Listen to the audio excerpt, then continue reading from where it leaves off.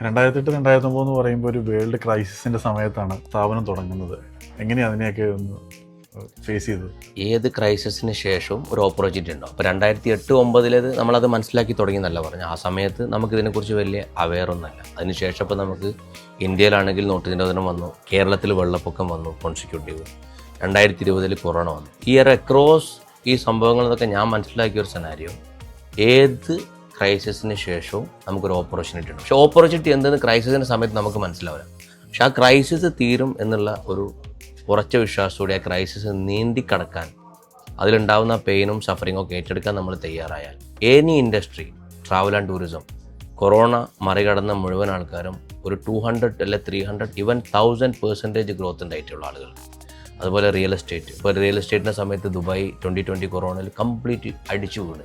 ആ സമയത്ത് ഒരു 1 million 2 million ബിൽഡിങ്ങൊക്കെ 500,000-600,000 അറബികൾ കൊടുത്തു.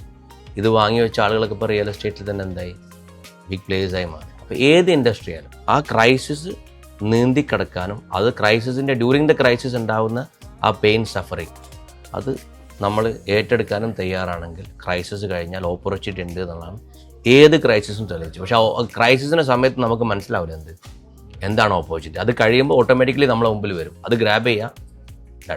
Thank you.